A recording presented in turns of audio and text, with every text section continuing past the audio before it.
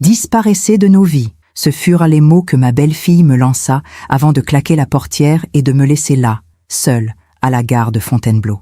40 kilomètres de chez moi, sans argent, sans téléphone portable, rien d'autre que le manteau léger que je portais ce matin froid de novembre. Je suis restée là, debout sur le trottoir, tremblante, pas seulement de froid, de choc, d'humiliation, d'une douleur si profonde qu'elle n'avait même pas de nom. Et puis, une Mercedes noire s'est arrêtée devant moi. La vitre descendit lentement. Un homme aux cheveux grisonnants, aux yeux clairs, costume impeccable. Il me regarda avec une expression qui mêlait inquiétude et reconnaissance. « Madame, puis-je vous aider ?» Quand nos regards se croisèrent, quelque chose changea sur son visage. Il fronça les sourcils, inclina la tête. Et puis, dans un murmure presque incrédule, « Colette ?» Personne ne m'avait appelé ainsi depuis 40 ans. Je m'appelle Colette Moncler. J'ai 61 ans. Et voici l'histoire que j'ai gardée pour moi bien trop longtemps. Tout a commencé 3 semaines avant ce jour à la gare. Je vivais seule dans un petit appartement à Melun, dans un immeuble ancien mais digne, avec des fenêtres qui donnaient sur une cour intérieure remplie d'hortensias. Nous étions en novembre 2024. L'automne se terminait et les feuilles tombaient en silence, comme tout dans ma vie ces dernières années. Mon fils Mathieu avait 36 ans. Marié depuis 8 ans à Mirella, une femme qui m'avait toujours traité avec une politesse glaciale, comme on salue un inconnu dans l'ascenseur. Ils habitaient à Paris, dans un grand appartement du 10e arrondissement. Mathieu travaillait comme ingénieur dans une entreprise de technologie. Mirella était avocate d'affaires. Ils gagnaient bien leur vie, vivaient bien. Et moi, j'étais la mère qui appelait 1 fois par semaine et recevait des réponses monosyllabiques. La grand-mère qui ne fut jamais appelée grand-mère, parce qu'il n'avait là pas d'enfant, et selon Mirella, n'en avait pas l'intention pour le moment.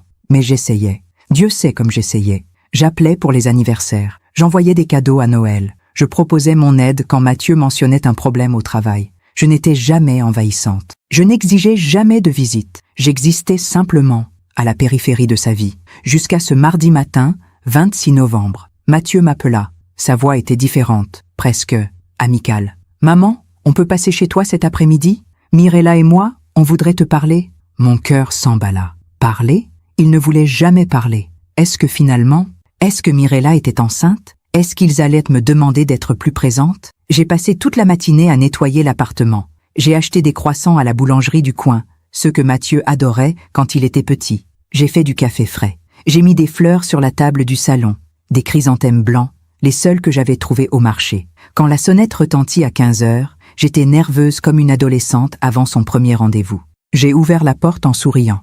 Mathieu entra sans m'embrasser. Mirella entra derrière lui avec ce regard que je connaissais bien, froid, évaluateur, comme quelqu'un qui inspecte un bien immobilier avant de décider s'il vaut la peine d'acheter. « Bonjour Colette », dit-elle. Elle ne m'avait jamais appelée belle-mère, toujours Colette, comme si j'étais une vague connaissance. « Bonjour Mirella. Mathieu, mon chéri, entrez, entrez. J'ai fait du café, j'ai acheté des croissants. »« On ne va pas rester longtemps », m'interrompit Mathieu. Quelque chose se glaça en moi. Nous nous sommes assis dans le salon, eux sur le canapé, moi dans le fauteuil en face. Mirella croisa les jambes, ajusta son sac Hermès sur ses genoux. Mathieu regardait le sol. « Maman » commença-t-il. « Il faut qu'on parle de cette situation ?»« Situation ?» répétai-je, confuse. Mirella soupira, impatiente. « Colette, soyons directs. Vous appelez toutes les semaines. Vous envoyez des messages. Vous débarquez sans prévenir quand vous venez à Paris. Je ne suis venue que 2 fois cette année, murmurai-je. Et j'avais prévenu, peu importe, coupa-t-elle. Le point, c'est que vous êtes étouffante. Le mot tomba comme une gifle. Étouffante. Je regardais Mathieu, espérant qu'il protesterait, qu'il dirait qu'elle exagérait, qu'il me défendrait. Il continua à regarder le sol. Mirella et moi, on construit notre vie, dit-il doucement. Et on a besoin d'espace. D'espace, répétai-je, mécaniquement. Oui, confirma Mirella, comme si elle concluait une transaction. Rien de personnel, Colette, mais vous devez comprendre que votre présence constante est compliquée pour nous. Présence constante, un appel par semaine, 2 visites en 12 mois. C'était cela, une présence constante? Ma gorge était sèche, ma voix sortit fine, faible. Qu'est-ce que vous voulez que je fasse? Mathieu me regarda enfin, et à cet instant, je vis. Il n'était pas mal à l'aise d'être là. Il était mal à l'aise parce qu'il savait que ce qu'il allait dire était cruel. Mais il allait le dire quand même. On pense qu'il vaut mieux que tu prennes tes distances, que tu n'appelles pas autant, que tu ne viennes pas, qu'on puisse vivre notre vie. Pendant combien de temps? Demandai-je, ma voix tremblant. Mirella et Mathieu échangèrent un regard. Indéfiniment, répondit-elle. Silence. L'horloge murale marquait 15h15. Dehors, un enfant criait en jouant dans la cour. Le café refroidissait sur la table, les croissants intacts. Vous êtes venu jusqu'ici, dis-je lentement, pour me dire que vous ne voulez plus que je fasse partie de votre vie. Ce n'est pas ça, commença Mathieu, mais Mirella l'interrompit. C'est exactement ça. Elle se leva, ajustant son manteau de laine camel. Vous avez eu votre vie, Colette. Vous avez élevé votre fils. Maintenant, laissez-le vivre la sienne. Sans vous. Mathieu se leva aussi. Il ne me regarda pas dans les yeux. Désolé, maman, murmura-t-il. Mais ce n'était pas de vraies excuses. C'était juste un mot que les gens disent quand ils veulent clore une conversation gênante. Ils partirent. La porte se referma. Et je restais là, assise dans le fauteuil, regardant les croissants que personne n'avait mangés. J'ai passé 3 semaines dans un silence presque absolu. Je n'ai pas appelé Mathieu. Je n'ai pas envoyé de message. J'ai obéi. Mais la douleur n'obéissait pas. Elle se réveillait avec moi chaque matin, lourde comme une pierre sur la poitrine. Où avais-je échoué? Avais-je été trop mère? Pas assez mère? Je passais les nuits à revisiter les souvenirs. Mathieu enfant, tenant ma main sur le chemin de l'école. Mathieu adolescent, riant dans la cuisine pendant que je faisais des crêpes. Mathieu adulte, m'embrassant le jour de sa remise de diplôme. Quand avait-il arrêté de m'embrasser? Quand étais-je devenue une gêne? Le 20 décembre, un vendredi, mon téléphone sonna. C'était Mathieu. Mon cœur bondit. Peut-être avait-il réfléchi. Peut-être que Noël. Maman, on peut venir te chercher demain matin? Sa voix était neutre, ni chaleureuse, ni froide. Me chercher? Pourquoi faire? Mirella a trouvé une maison de retraite sympa, pas trop loin de Paris. On voudrait que tu la visites. Le monde s'arrêta. Maison de retraite. J'avais 61 ans. J'étais en parfaite santé. Je marchais 5 kilomètres par jour. Je cuisinais, je lisais, je prenais soin de mon appartement. Mathieu, je n'ai pas besoin de... Maman, c'est mieux pour tout le monde. Tu seras entouré. Tu te sentiras moins seul. Comme si le problème était ma solitude, pas leur abandon. Je ne veux pas aller dans une maison de retraite, dis-je fermement. Silence de l'autre côté. Puis, la voix de Mirella en arrière-plan. Laisse, elle comprendra. Le lendemain matin, à 10h, la sonnette retentit. J'ouvris. Mathieu et Mirella. Lui, mal à l'aise, elle déterminée. On va juste visiter, maman. Après, tu décides. Je ne voulais pas y aller. Mais quelque chose en moi, cette vieille habitude de ne pas faire de vagues, de ne pas contrarier, me fit hocher la tête. Nous sommes montés dans leur voiture. Une Audi grise, propre, froide. Mirella conduisait. Mathieu était assis à côté d'elle. Moi, à l'arrière, comme une enfant. Nous avons roulé en silence pendant 40 minutes. Puis, Mirella prit une sortie. Pas vers Paris, vers Fontainebleau. Ce n'est pas la direction de Paris, dis-je doucement. On fait un détour, répondit Mirella sans me regarder. Nous sommes arrivés devant la gare de Fontainebleau. Mirella se gara, coupa le moteur. Descendez, Colette. Mon cœur commença à battre trop fort. Pourquoi? Descendez, répéta-t-elle. Je regardais Mathieu. Il fixait ses mains. Mathieu, qu'est-ce qui se passe? Il ne répondit pas. Je descendis. Mirella descendit aussi. Ouvrit le coffre, sortit mon sac à main, le posa par terre. Qu'est-ce que vous faites? Ma voix tremblait. Mirella me regarda. Ses yeux étaient durs, froids, vides d'humanité. Disparaissez de nos vies, Colette. Elle remonta dans la voiture. Mathieu ne bougea pas, ne me regarda pas. La voiture démarra. Et ils partirent. Je restais là, debout, devant la gare. Un vendredi matin de décembre, le ciel gris, le vent froid, mon sac à main à mes pieds, mon téléphone et mon portefeuille à l'intérieur de la voiture. 40 kilomètres de chez moi. Aucun moyen de rentrer. Les gens passaient. Personne ne me regardait. J'étais invisible, abandonné. Et c'est là, alors que je sentais mes jambes trembler, que la Mercedes noire s'arrêta. Parfois, on fait confiance à ceux qui ne le méritent pas. Et vous, avez-vous déjà été déçu par quelqu'un que vous aimiez? Racontez-moi votre histoire dans les commentaires. J'aimerais vous lire. La vitre de la Mercedes était descendue. L'homme me regardait avec une intensité qui me troubla. « Colette ?» répéta-t-il, comme s'il n'arrivait pas à croire ce qu'il voyait. Je ne répondis pas. Je ne pouvais pas. Ma gorge était nouée. Mes jambes tremblaient encore du choc de ce qui venait de se passer. Il descendit de la voiture. Grand, élégant. La soixantaine bien portée. Costume anthracite, chemise blanche impeccable, chaussures cirées. Tout en lui respirait la réussite, le confort, une vie bien différente de la mienne. « Mon Dieu, c'est vraiment vous !» murmura-t-il en s'approchant. Je reculai instinctivement. Je ne... Colette Rousseau, dit-il doucement. Du lycée Charlemagne. Promotion 1982. Mon nom de jeune fille. Le lycée où j'avais passé mes années d'adolescence. Une époque que j'avais presque oubliée. Je le regardais vraiment pour la première fois. Les yeux clairs, les traits fins, ce sourire légèrement de travers qui... Séraphin, soufflai-je. Son visage s'illumina. Vous vous souvenez? Comment aurais-je pu oublier? Séraphin Duchamp, le garçon timide qui s'asseyait 2 rangs derrière moi en cours de philosophie. Celui qui m'avait prêté son parapluie un jour de pluie en octobre 1979. Nous avions 16 ans. J'avais oublié le mien à la maison, et il m'avait tendu le sien sans un mot, puis était parti en courant sous l'averse. Le lendemain, je lui avais rendu son parapluie avec un mot de remerciement. Il avait rougi jusqu'aux oreilles. Nous avions commencé à nous parler. D'abord de cours, puis de livres, puis de tout. Séraphin aimait Camus et Sartre. Je préférais Colette et Beauvoir. Nous passions des heures dans le jardin du Luxembourg, assis sur un banc, près de la fontaine Médicis, à débattre de philosophie et de liberté. Il rêvait de partir, de créer quelque chose, de ne pas finir comme son père, comptable fatigué qui rentrait tous les soirs à 18h, pile avec la même expression résignée. « Je veux construire, Colette », me disait-il, « pas juste exister. » Et moi, je l'écoutais, fasciné par sa passion, par cette lumière dans ses yeux quand il parlait de l'avenir. Nous sommes sortis ensemble pendant 2 ans, 2 années douces, simples, innocentes. Promenade le long de la Seine, cinéma le samedi après-midi, premier baiser sous les marronniers de la place des Vosges. Il m'offrait des livres, je lui faisais des gâteaux. Nous parlions de tout sauf de l'avenir, parce que l'avenir nous semblait encore si loin. Puis, en juin 1982, juste après le baccalauréat, son père mourut subitement. Crise cardiaque, 53 ans. Séraphin changea du jour au lendemain. Il fallait qu'il parte, me dit-il, qu'il aille à Lyon, où son oncle possédait une petite entreprise de transport. Il fallait qu'il gagne sa vie, qu'il aide sa mère. Et nous, avais-je demandé, le cœur serré. Je reviendrai te chercher, promit-il, dès que j'aurai quelque chose à t'offrir, dès que je serai quelqu'un. Il partit en juillet. Nous nous sommes écrits pendant 6 mois, des lettres longues, pleines de projets et de promesses. Puis, les lettres s'espacèrent. Puis, elles s'arrêtèrent. En février 1983, je reçus une dernière lettre, brève, froide presque. Colette, je crois qu'il vaut mieux qu'on arrête de se mentir. Nos vies vont dans des directions différentes. Je te souhaite d'être heureuse. Séraphin. J'avais 19 ans. J'avais pleuré pendant des semaines. Puis la vie avait continué. J'avais rencontré Philippe, un homme gentil, stable, prévisible, professeur de mathématiques. Nous nous étions mariés en 1985. Mathieu était né en 1988. Philippe était mort dans un accident de voiture en 2007. Mathieu avait 19 ans. Il venait de rentrer à l'université.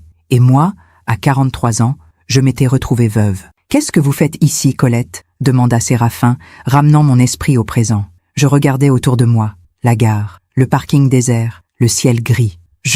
Ma voix se brisa. Il fronça les sourcils, inquiet. « Vous allez bien? Vous êtes toute pâle ?» Je n'allais pas bien. Je tremblais. Le choc de l'abandon commençait à me rattraper. Les jambes qui flanchaient. Le souffle court. Je crois que je vais... Le monde bascula. Je me réveillais dans la Mercedes. Assise sur le siège passager. La chaleur du chauffage sur mon visage. Une couverture en cachemire sur mes épaules. Séraphin me regardait avec une expression préoccupée. « Restez tranquille. Vous avez eu un malaise. Où sommes-nous? Toujours à la gare. Je n'ai pas osé vous emmener quelque part sans votre accord. » Il me tendit une bouteille d'eau. « Buvez. » Je bus. L'eau froide me fit du bien. « Merci, » murmurai-je. Nous restâmes silencieux un moment. Puis il demanda doucement « Que s'est-il passé, Colette ?» Je fermai les yeux. Je ne voulais pas parler. Je ne voulais pas revivre cette humiliation. Mais quelque chose dans sa voix, une gentillesse sincère, sans jugement, me fit céder. « Mon fils, » dis-je lentement, « et sa femme. Ils m'ont laissé ici. » Laissé ? Ils sont venus me chercher ce matin, sous prétexte de visiter une maison de retraite. Et puis, ma voix trembla. Ils se sont arrêtés ici, ont sorti mon sac, et sont repartis. Le silence qui suivit était lourd. « Votre téléphone ?» demanda-t-il finalement, dans la voiture, avec mon portefeuille. « Mon Dieu !» Il serra le volant, les mâchoires crispées. « Pardon, » dit-il, « ce n'est pas ma place de... Mais quel genre de personne fait ça à sa propre mère ?» Je ne répondis pas. Quelle réponse y avait-il ? « Vous habitez où ?»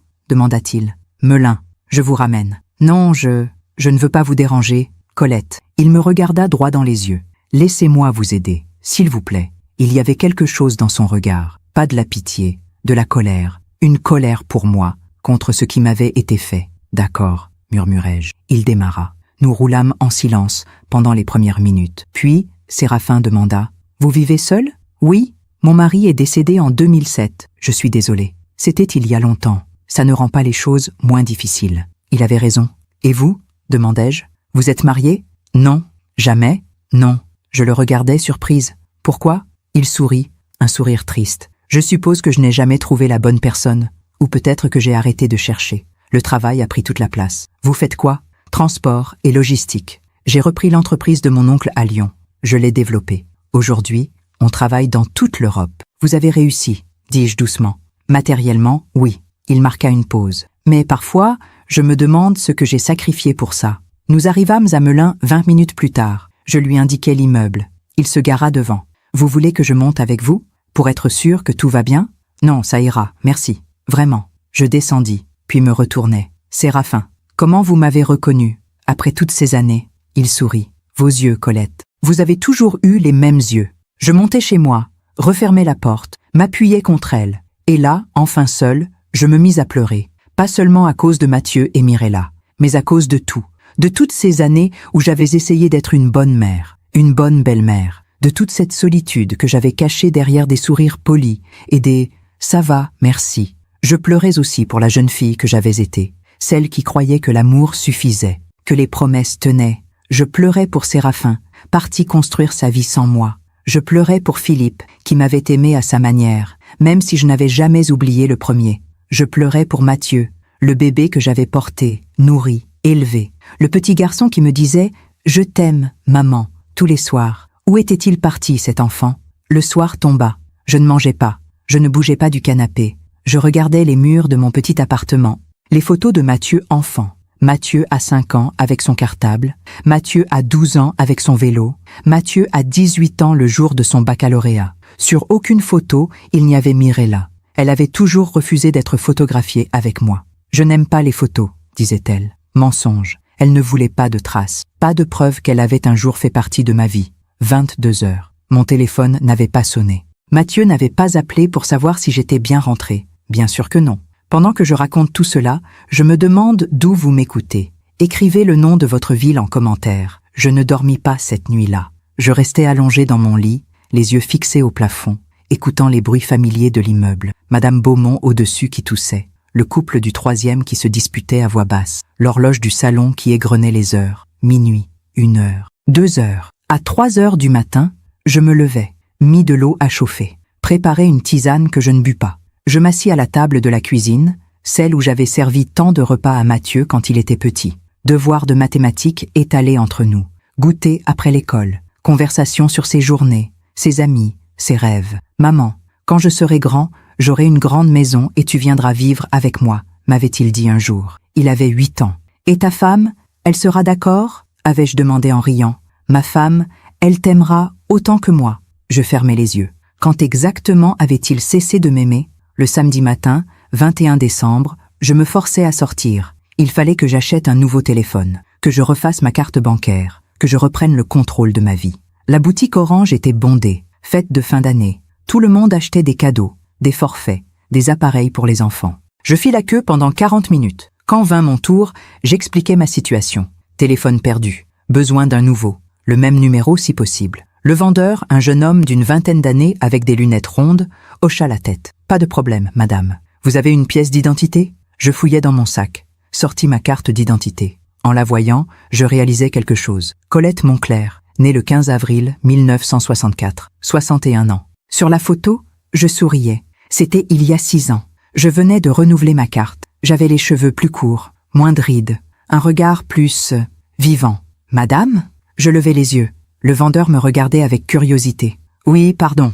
Il prit ma carte, tapa sur son ordinateur. Ce sera prêt dans 20 minutes. Je m'assis dans la zone d'attente, regardais les familles autour de moi. Un père et son fils choisissant une console de jeu. Une mère avec ses 2 filles comparant des coques de téléphone. Un couple âgé se tenant la main, hésitant entre 2 modèles. Personne n'était seul. Personne sauf moi. De retour chez moi, je mis en charge mon nouveau téléphone. Aucun message, aucun appel manqué. Mathieu n'avait pas cherché à me joindre. Je m'assis sur le canapé, regardais l'écran vide. J'aurais pu l'appeler, lui demander des explications, exiger qu'il vienne me voir. Mais à quoi bon? Disparaissait de nos vies. Les mots de Mirella tournaient en boucle dans ma tête. Non, je n'appellerai pas. J'avais encore un peu de dignité. Le dimanche passa dans un brouillard. Le lundi, 23 décembre, je descendis faire des courses. Le supermarché était décoré pour Noël. Guirlande dorée, sapin artificiel près de l'entrée, musique de circonstance en fond sonore. Douce nuit, sainte nuit. Je remplis mon panier mécaniquement. Pain, lait, fromage, jambon, fruits, puis je passai devant le rayon jouets. Un réflexe stupide me fit m'arrêter. Avant, tous les ans, j'achetais un cadeau pour Mathieu. Même adulte, même marié. Une écharpe, un livre, un bon whisky. Cette année, je n'avais rien acheté. Je regardais les étagères, les jeux, les puzzles, les peluches pour enfants. Mathieu et Mirella n'avaient pas d'enfants. Je n'étais pas grand-mère. Je ne le serai probablement jamais. « Madame, ça va ?» Je sursautais. Une employée me regardait avec inquiétude. « Oui, pardon. » Je m'éloignai rapidement. À la caisse, la jeune femme me sourit. « Vous avez trouvé tout ce qu'il vous fallait ?»« Oui, merci. Joyeux Noël !»« Joyeux Noël !» répétai-je machinalement. Le mardi 24 décembre, veille de Noël, je restais chez moi. L'année précédente, Mathieu m'avait invité pour le réveillon. Ou plutôt, je m'étais invité. « Tu fais quelque chose pour Noël ?» lui avais-je demandé au téléphone. On pensait rester tranquille, Mirella et moi. Je pourrais venir, juste pour le dîner. Je ne resterai pas tard. Silence. Bon, d'accord, mais ne ramène rien. On s'occupe de tout. J'étais arrivé à 19h avec une bûche glacée. Mirella avait souri poliment. Vous n'auriez pas dû, Colette. On a déjà un dessert. Ma bûche était restée au réfrigérateur. Personne n'y avait touché. Le dîner avait été poli, distant. Mathieu parlait de son travail. Mirella de ses dossiers. Je posais des questions. Il répondait brièvement. À 22h, Mirella avait bâillé ostensiblement. « Colette, vous devez être fatiguée. Ne vous sentez pas obligée de rester. » J'étais partie. Dans le métro, j'avais pleuré en silence. Cette année, pas de dîner, pas d'invitation, pas de fausse politesse. Je préparais une omelette, mangeais devant la télévision. Un vieux film avec Romy Schneider que j'avais déjà vu 10 fois. À minuit, les cloches de l'église sonnèrent. Joyeux Noël. Je me couchais. Le mercredi 25 décembre, Noël, je me réveillais à 7h. Dehors, il neigeait légèrement. De gros flocons qui fondaient avant de toucher le sol. Je préparais du café, m'assis près de la fenêtre. Mon téléphone vibra. Mon cœur bondit. Mathieu? Non. Un message automatique de mon opérateur téléphonique. Joyeux Noël et meilleurs vœux pour la nouvelle année. Je posais le téléphone, regardais la neige tomber. Pensais à toutes les fois où Mathieu, petit, se précipitait à la fenêtre quand il neigeait. « Maman, regarde, on peut faire un bonhomme de neige ?» Il n'y en a pas assez, mon chéri. Mais peut-être que demain, il y en aura plus. Il avait toujours été optimiste, joyeux, confiant. Quand cela avait-il changé? 14h. La sonnette retentit. Je me figeais. Mathieu? Je me levai précipitamment. Regardais par le Judas? Non. Madame Beaumont, ma voisine du dessus. J'ouvris. Bonjour Colette. Joyeux Noël. Joyeux Noël, Madame Beaumont. Elle me tendit une petite boîte enveloppée dans du papier doré. Des chocolats. Je me suis dit que, enfin, vous êtes seule aujourd'hui, non? Ma gorge se serra. Oui, merci. C'est très gentil. Vous voulez monter prendre un thé? J'ai fait des sablés. Je accepte, Colette. Ne reste pas seule. Merci, mais je suis un peu fatiguée. Une autre fois? Bien sûr. N'hésitez pas si vous avez besoin de quoi que ce soit. Elle repartit. Je refermai la porte, regardai la boîte de chocolat, pleurais. Le jeudi 26 décembre, mon téléphone sonna. Numéro inconnu. Allô? Colette? C'est Séraphin? Mon cœur s'arrêta. Comment avez-vous eu mon numéro? Vous me l'aviez donné? Vendredi? À la gare? Vous ne vous souvenez pas? Non, je ne me souvenais pas. Ah, oui, pardon. Je vous dérange? Non. Silence. Je voulais savoir si vous alliez bien. Depuis l'autre jour. Oui, ça va. Merci. Vous avez passé un bon Noël? Mensonge ou vérité? Tranquille, dis-je finalement. Seul? Oui. Nouveau silence. Colette, est-ce que je peux vous inviter à déjeuner? Je ne répondis pas immédiatement. Pourquoi? Demandai-je finalement. Parce que... Il chercha ses mots. Parce que ça fait 42 ans que je me demande ce que vous êtes devenu. Et maintenant que je vous ai retrouvé, je ne veux pas vous laisser disparaître à nouveau. Quelque chose se brisa en moi, ou peut-être se répara. D'accord, murmurai-je. Demain, 13h, je connais un petit restaurant à Fontainebleau. Si ce n'est pas trop loin pour vous? Non, c'est parfait. Parfait. Je vous envoie l'adresse par message. Merci, Séraphin. C'est moi qui vous remercie, Colette. À demain. Il raccrocha. Je restai assise, le téléphone dans la main. Pour la première fois depuis le 26 novembre, je souris. Le vendredi 27 décembre, je me préparais avec soin. Douche, cheveux lavés, séchés, coiffés, un peu de maquillage. Pas trop, juste assez. Je choisis une robe simple en laine bleu marine, un collier de perles que Philippe m'avait offert pour nos 10 ans de mariage. Je me regardais dans le miroir. Une femme de 61 ans, cheveux gris, rides autour des yeux, mais quelque chose de différent aujourd'hui, une lueur, un espoir. Je pris le train pour Fontainebleau, arrivai avec 15 minutes d'avance. Le restaurant s'appelait Le Cygne, petit, élégant, nappe blanche, bougies sur les tables. Séraphin était déjà là. Il se leva quand il me vit, sourit. « Colette, vous êtes ravissante. »« Merci, vous aussi. » Nous nous assîmes. Le serveur apporta les menus. « Qu'est-ce qui vous ferait plaisir ?» demanda Séraphin. Je regardais la carte. Tout me semblait délicieux. Et hors de prix. Ah, prenez ce que vous voulez, dit-il doucement. C'est mon invitation. Nous commandâmes. Saumon fumé en entrée. Magret de canard pour lui. Sole meunière pour moi. Le vin arriva. Un Bourgogne blanc. À nos retrouvailles, dit Séraphin en levant son verre. Aux retrouvailles, répétai-je. Nous trinquâmes. Le vin était excellent, le repas aussi, mais surtout la conversation. Séraphin me raconta sa vie. Lyon, l'entreprise de son oncle, les premières années difficiles, puis l'expansion. Paris, Marseille, Bruxelles, Berlin. Je travaillais 80 heures par semaine. Pas de vacances, pas de vie sociale, juste le travail. Vous ne vous êtes jamais senti seul? Si, tout le temps. Il marqua une pause. Mais j'avais peur de m'arrêter. Peur que si j'arrêtais, je réaliserais que j'avais construit une vie vide. Et aujourd'hui, il sourit tristement. J'ai 60 ans. Une grande maison vide à Saint-Cloud. Une entreprise qui tourne. Et personne avec qui partager tout ça. Vous n'avez jamais voulu vous marier? Avoir des enfants? J'ai essayé, plusieurs fois. Mais ça ne marchait jamais. Il me regarda. Je crois que j'ai toujours comparé les femmes que je rencontrais à... Il ne finit pas sa phrase. Mais je compris.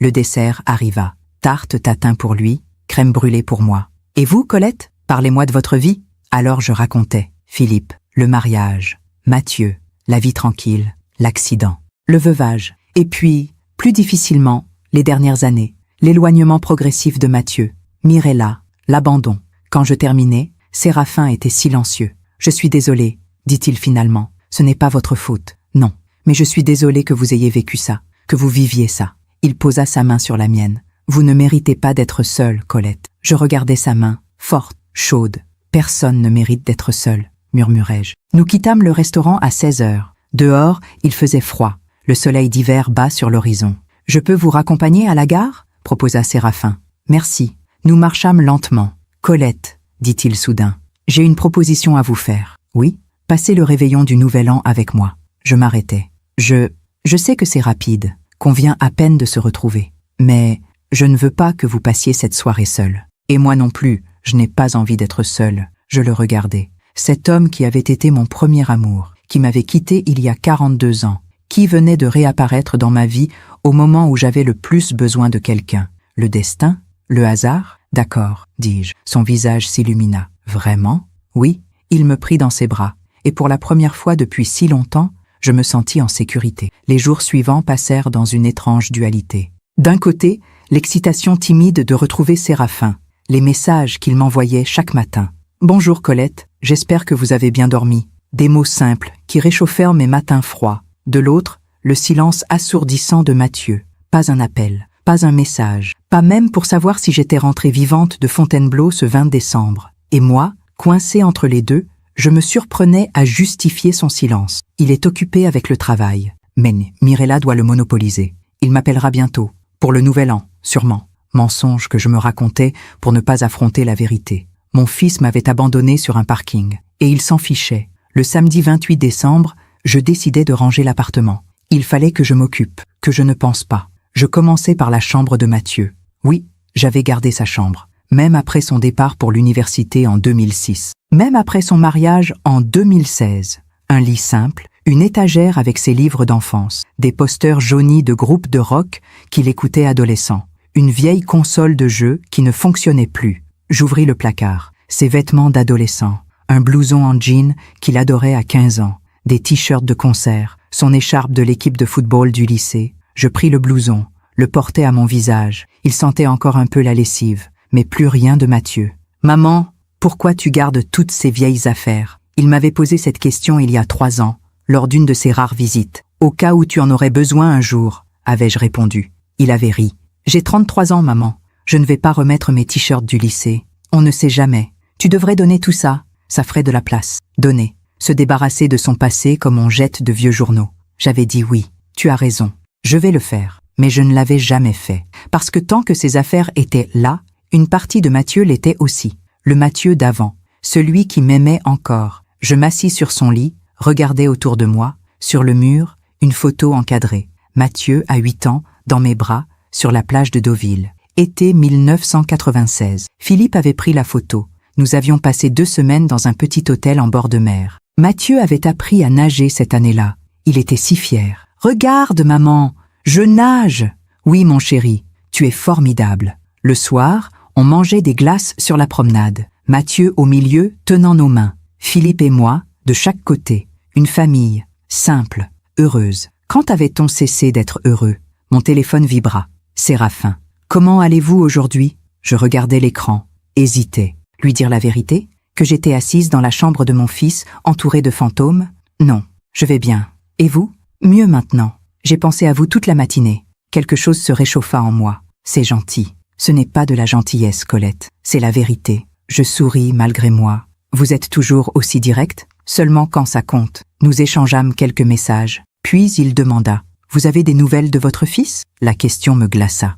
Non. Vous allez l'appeler? Je ne sais pas. Vous avez le droit d'être en colère, Colette. Je ne suis pas en colère. Mensonge. D'accord. Mais si vous l'étiez, ce serait légitime. Ce qu'il vous a fait, c'est mon fils, Séraphin. Je sais, mais être son fils ne lui donne pas le droit de vous traiter comme ça. Je ne répondis pas. Pardon, écrivit-il. Ce ne sont pas mes affaires. Non, vous avez raison, mais c'est compliqué. Je comprends. Le dimanche 29 décembre, je me réveillais avec une décision. J'allais appeler Mathieu, pas pour le supplier, pas pour pleurer, juste pour entendre sa voix, savoir qu'il allait bien, et peut-être qu'il s'excuserait, qu'il dirait que Mirella avait exagéré, qu'il regrettait, qu'il voulait me voir. À 10 heures, je composais son numéro. Ça sonna. 1 fois, 2 fois, 3 fois. Allô? La voix de Mathieu, neutre, presque froide. Mathieu, c'est maman. Silence. Qu'est-ce que tu veux?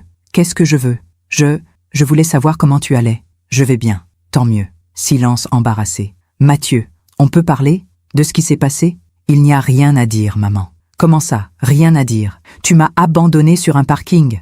On ne t'a pas abandonné. On t'a laissé là parce que tu refusais de comprendre. Comprendre quoi? Qu'on ne veut pas de toi dans notre vie. Les mots tombèrent comme des pierres. Mathieu, écoute maman. Mirella et moi, on a essayé d'être gentils. On t'a expliqué calmement. Mais tu ne voulais pas entendre. Alors on a dû être plus direct. Direct? Ma voix tremblait. Tu appelles ça être direct? Me laisser seule, sans téléphone, sans argent? Tu avais ton sac. Tu aurais pu prendre le train? Avec quel argent? Mon portefeuille était dans la voiture. Oh, une pause. Bon, de toute façon, tu es rentré. Donc, tout va bien. Tout va bien. Non, Mathieu, tout ne va pas bien. Maman, s'il te plaît, ne commence pas. Commencer quoi? À te dire la vérité? Que tu m'as brisé le cœur? Oh mon Dieu. Il soupira, exaspéré. C'est exactement ça le problème. Cette culpabilisation constante, ce chantage affectif. Ce n'est pas du chantage, c'est... Mirella avait raison. Tu es toxique. Le mot me frappa comme une gifle. Toxique. Comment peux-tu dire ça? Parce que c'est vrai. Tu as passé toute ma vie à me contrôler, à vouloir que je sois quelqu'un que je ne suis pas. Quoi? Mathieu, Laisse-moi finir. Quand papa est mort, tu t'es accroché à moi comme une noyée. Tu voulais que je reste près de toi, que je renonce à mes projets, que je sois ton petit garçon pour toujours. C'est faux. Ah oui? Et quand j'ai voulu partir étudier à Lyon, qu'est-ce que tu as dit? Lyon. 2006. Mathieu avait 18 ans. Il venait d'avoir son baccalauréat. Il voulait partir, faire des études d'ingénieur, loin de Paris, loin de moi. J'avais pleuré. Tu peux étudier à Paris, lui avais-je dit. Il y a d'excellentes écoles ici. Mais je veux aller à Lyon, maman. L'école là-bas est meilleure pour ce que je veux faire. Et moi, tu vas me laisser toute seule? Il avait baissé les yeux. Tu as raison, maman. Je vais rester. Et il était resté. Il avait étudié à Paris, était resté vivre avec moi jusqu'à ses 24 ans, jusqu'à ce qu'il rencontre Mirella. Tu vois, dit-il au téléphone, tu ne réponds pas, parce que tu sais que j'ai raison. Mathieu, j'étais veuve, j'avais peur. Et moi, j'avais 18 ans. J'avais le droit de vivre ma vie. Tu as raison. Ma voix se brisa. Tu as raison. J'ai eu tort. Mais je pensais bien faire. Eh bien, tu as mal fait. Et maintenant, je veux juste être libre. Vivre avec ma femme. Sans toi dans chaque coin de notre vie. Je ne suis pas dans chaque coin. Si, tu l'es. Même quand tu n'es pas physiquement là. Tu es dans ma tête. Toujours. Avec ta tristesse, ta solitude, ton besoin constant d'être rassuré. Je pleurais maintenant, silencieusement. Mathieu, je suis désolée. Moi aussi, maman. Mais c'est trop tard. Qu'est-ce que tu veux dire? Je veux dire que Mirella et moi, on a décidé. On déménage. Mon cœur s'arrêta. Vous déménagez où? À Bordeaux. J'ai eu une mutation. On part dans 3 semaines. Bordeaux? Oui. Et on ne donnera pas la nouvelle adresse. Comment je pourrais te contacter? Tu ne pourras pas. C'est le but. Mathieu, s'il te plaît. Au revoir, maman. Il raccrocha. Je restais là, le téléphone dans la main, les larmes coulant sur mes joues. Il déménageait, sans me dire où, sans me laisser de moyen de le joindre. Je le perdais. Définitivement. Je passais le reste de la journée dans un état second. Je ne mangeais pas, ne bus que du thé froid, assise sur le canapé, regardant le mur, toxique. Était-ce vrai? Avais-je été une mère toxique? Je revis toutes les scènes, tous les moments où j'avais peut-être trop donné, trop aimé, trop demandé. Lion, j'avais pleuré, et il était resté, non par amour, par culpabilité. Le soir, Séraphin m'appela. « Bonsoir Colette, toujours d'accord pour le réveillon mardi ?» Je ne répondis pas tout de suite. « Colette, vous êtes là ?»« Oui, pardon, ça ne va pas ? J'ai appelé Mathieu aujourd'hui, et il déménage, à Bordeaux, sans me dire où. » Silence. « Je suis désolée Colette. Il m'a traité de toxique, c'est ridicule. Peut-être que c'est vrai. Non. » Sa voix était ferme. « Vous n'êtes pas toxique, vous êtes une mère qui a aimé son fils. Il n'y a rien de toxique là-dedans. Mais quand Philippe est mort, je me suis accrochée à lui. Je l'ai empêché de partir à Lyon. Vous étiez en deuil, vous aviez peur, c'est humain. Il avait 18 ans, il avait le droit de vivre sa vie. Et vous aviez le droit d'avoir besoin de lui. Mais Colette, écoutez-moi, ce qui se passe maintenant, ce n'est pas de votre faute. Comment pouvez-vous en être sûr ? Parce qu'un fils qui aime vraiment sa mère ne l'abandonne pas sur un parking. Il ne lui dit pas de disparaître de sa vie. Il ne déménage pas en secret. Ça, ce n'est pas de l'amour, c'est de la cruauté. Je pleurais. Je l'aime tellement, Séraphin. Je sais, c'est mon fils. Je sais. Qu'est-ce que je vais faire? Vous allez continuer à vivre, Colette. Vous allez passer le réveillon avec moi. Vous allez rire, boire du champagne, commencer la nouvelle année autrement. Je ne sais pas si j'en ai la force. Vous l'avez, je le sais. Le lundi 30 décembre, je me réveillais avec un mal de tête terrible. J'avais à peine dormi. Je regardais mon téléphone. Aucun message de Mathieu. Bien sûr que non. Mais un message de Séraphin. « Bonjour Colette, je passe vous chercher demain à 18h pour le réveillon.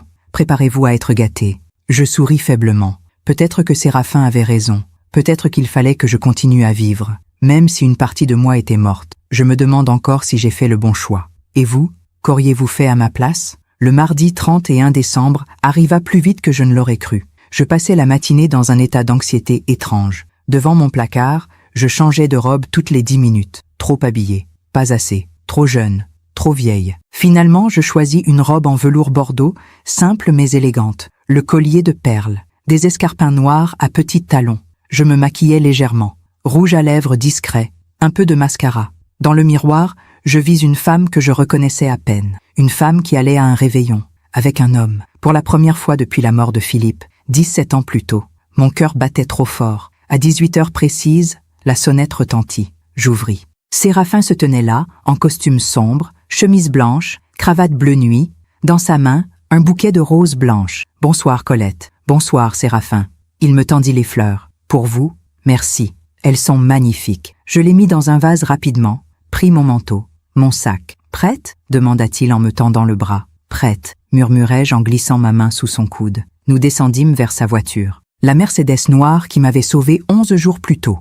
11 jours seulement. Il me sembla que des années s'étaient écoulées. Il m'ouvrit la portière. Je montais. L'habitacle sentait le cuir et l'eau de Cologne. Une odeur masculine, rassurante. « Où allons-nous » demandai-je alors qu'il démarrait. « Chez moi, à Saint-Cloud. »« Chez vous ?»« Oui, j'ai préparé le dîner. Enfin, disons que j'ai commandé le meilleur traiteur de Paris et que je vais faire semblant de l'avoir cuisiné moi-même. » Je ris. Pour la première fois depuis des semaines, je ris vraiment. « Vous êtes honnête au moins. Toujours. » Il me regarda brièvement avant de reporter son attention sur la route. « Je ne sais pas mentir, Colette. Je n'ai jamais su. » Nous roulâmes vers l'ouest. La nuit était tombée. Paris scintillait de 1000 feux. Décorations de Noël encore accrochées. Vitrines illuminées. « C'est beau, » murmurai-je. « Vous aimez Paris ?» Je l'ai toujours aimé. Mais j'ai l'impression de ne plus vraiment le voir. De juste y survivre. Je comprends. Moi aussi, pendant longtemps, je ne voyais plus rien. Juste le travail, les chiffres, les contrats. Qu'est-ce qui a changé? Il réfléchit un instant. Vous. Je le regardais, surprise. Moi? Oui, vous retrouvez. C'est comme si quelqu'un avait rallumé une lumière que j'avais éteinte il y a 40 ans. Mon cœur se serra. Séraphin, désolé. Je ne voulais pas vous mettre mal à l'aise. Vous ne me mettez pas mal à l'aise. C'est juste que...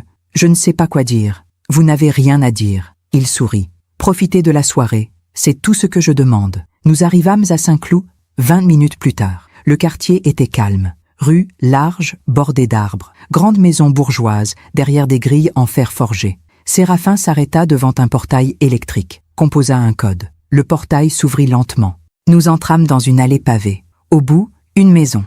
Non, une demeure. 3 étages, façade en pierre claire, grandes fenêtres illuminées, un jardin même en hiver. C'est impressionnant, soufflai-je. C'est trop grand pour une seule personne, dit-il simplement.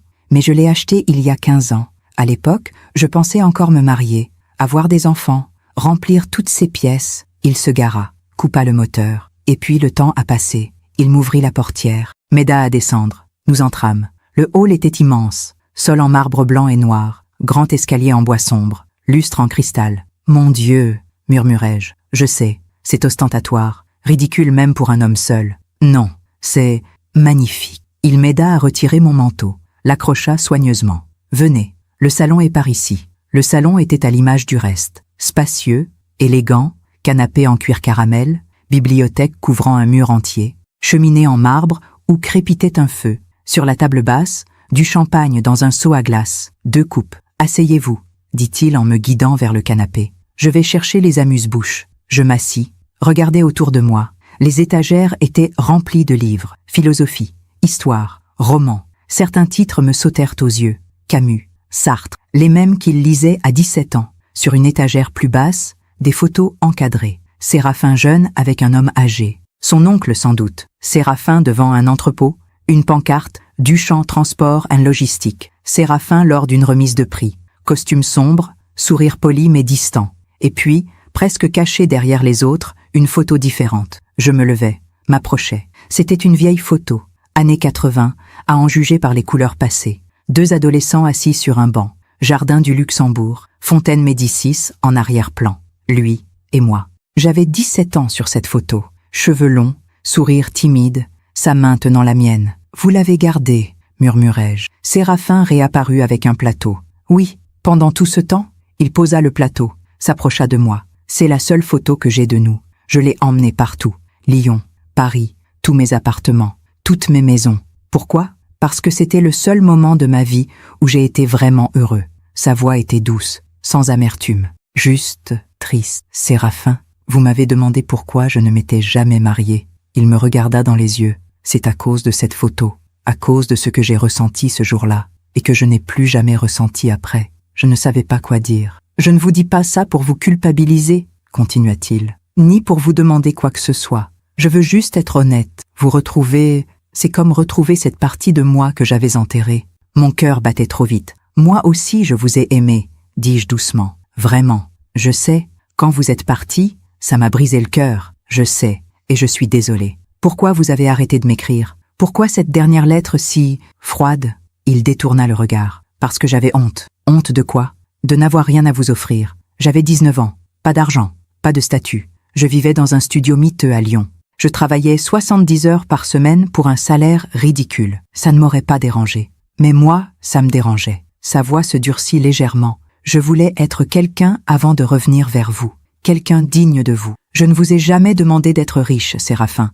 Je voulais juste vous. Je sais. Mais j'étais jeune, orgueilleux, stupide. Il sourit tristement. J'ai passé 40 ans à construire un empire. Et pourquoi? Pour impressionner qui? Vous n'étiez plus là. Nous restâmes silencieux un moment. Puis il se reprit. Bon, assez de mélancolie. C'est le réveillon. Nous sommes censés être joyeux. Il ouvrit la bouteille de champagne. Le bouchon sauta avec un pop satisfaisant. Il remplit les 2 coupes. M'entendit une. À quoi trinquons-nous? Demandai-je. Aux retrouvailles. Il leva sa coupe. Aux secondes chances. Et à cette soirée qui, je l'espère, ne sera que la première de beaucoup d'autres. Je levai ma coupe. Aux secondes chances, répétai-je. Nous bûmes. Le champagne était excellent, frais, pétillant, délicieux. Le dîner fut servi dans la salle à manger. Une pièce encore plus impressionnante que le salon. Table en bois massif, pouvant accueillir 12 personnes. Nous étions assis l'un en face de l'autre, à une extrémité, foie gras en entrée, homard thermidor en plat principal, fromage, et une bûche glacée au marron pour finir. Le traiteur a fait des merveilles, dis-je en souriant. N'est-ce pas? Il rit. Peut-être que la prochaine fois, j'essaierai vraiment de cuisiner. La prochaine fois? Oui, si vous acceptez de revenir. J'hésitais. Je ne sais pas, Séraphin. Tout va si vite, je comprends. Mais Colette, je ne vous demande rien, juste votre compagnie, de temps en temps, si vous le voulez, et si je le veux, alors je serai l'homme le plus heureux de France. Je souris. Vous exagérez. Pas du tout. Nous parlâmes pendant des heures, de tout, de rien, de nos vies, de nos regrets, de nos rêves perdus et retrouvés. Il me raconta comment il avait bâti son entreprise, les premières années de galère, les nuits blanches, les contrats ratés, les contrats gagnés. En 1995, j'ai failli tout perdre. Un client important n'a pas payé. 50 000 francs à l'époque. J'étais ruiné. Qu'est-ce que vous avez fait? J'ai vendu ma voiture, emprunté à la banque, travaillé encore plus dur. 2 ans plus tard, j'avais remboursé et quintuplé mon chiffre d'affaires. Vous êtes obstiné. C'est mon plus grand défaut. Et ma plus grande qualité. Je ris. À 23 heures, il mit de la musique. De vieux vinyles. Édith Piaf, Charles Aznavour, Barbara. Vous aimez toujours cette musique? Demandai-je. Toujours. Ça me rappelle mes parents. Mon père écoutait Aznavour le dimanche matin en faisant le café. Le mien aussi. Nous échangeâmes un sourire complice. Minuit approchait. Nous retournâmes au salon, devant la cheminée. Séraphin remplit nos coupes une dernière fois. Encore 5 minutes, dit-il en regardant sa montre. Mon cœur battait fort. Dans 5 minutes, nous serions en 2025. Une nouvelle année. Sans Mathieu. Sans la vie que j'avais connue. Mais peut-être avec quelque chose de nouveau. 10 secondes, annonça Séraphin. Nous comptâmes ensemble. 10, 9, 8, ma main tremblait légèrement. 7, 6, 5. Il prit ma main dans la sienne. 4, 3, 2. Nos regards se croisèrent. 1. Bonne année, Colette. Bonne année, Séraphin. Il se pencha, m'embrassa doucement sur la joue. Que cette année vous apporte tout ce que vous méritez, murmura-t-il. À vous aussi, répondis-je, la gorge serrée. Nous restâmes ainsi un long moment, main dans la main, devant le feu. Puis il demanda « Vous voulez que je vous raccompagne maintenant? Ou vous pouvez rester. Il y a 5 chambres d'amis. Vous auriez tout l'espace dont vous avez besoin. » Je réfléchis, rentrer dans mon appartement vide, seul, la première nuit de l'année, ou rester ici, dans cette grande maison chaude, avec cet homme qui m'avait aimé il y a si longtemps. « Je peux rester ?» Son visage s'illumina. « Bien sûr, je vais vous montrer votre chambre. » La chambre d'amis était au 2e étage, spacieuse. Lit king size avec une couette blanche immaculée. Salle de bain attenante. Il y a des serviettes propres, une brosse à dents neuve dans l'armoire. Tout ce dont vous pourriez avoir besoin.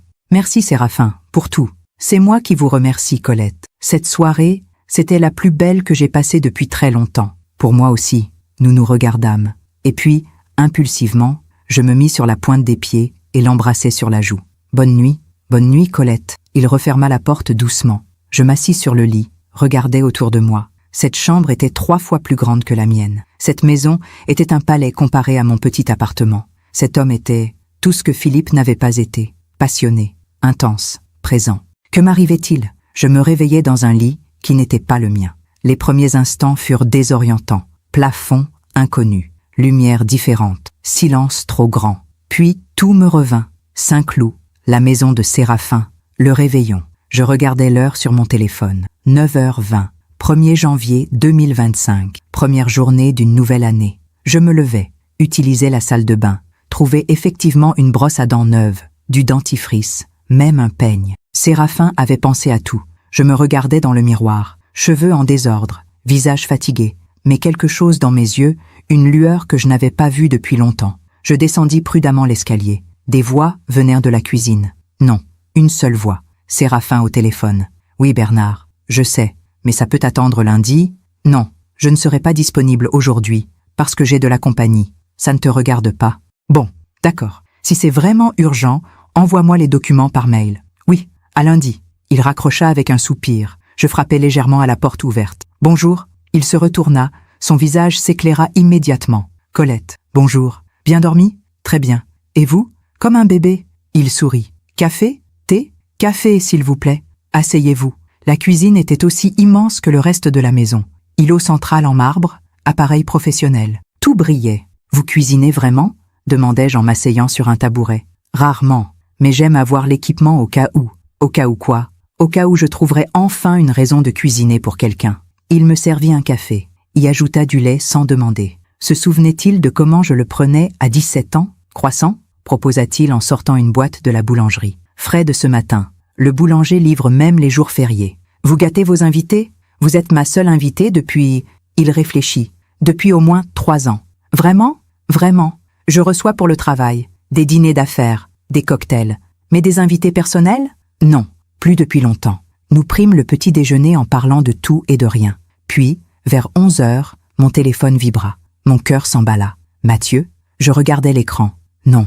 Un message automatique d'une boutique. Bonne année et profitez de nos soldes d'hiver. Je posai le téléphone, déçu malgré moi. Vous espériez un message de votre fils? Demanda doucement Séraphin. Oui. Stupide, non?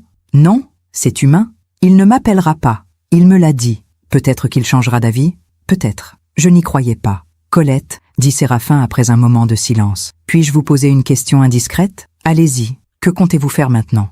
Comment ça? Avec votre vie. Votre fils qui part. Votre appartement vide. Vos journées. Je n'avais pas de réponse. Je ne sais pas. Continuez comme avant, je suppose. Mais vous étiez heureuse avant?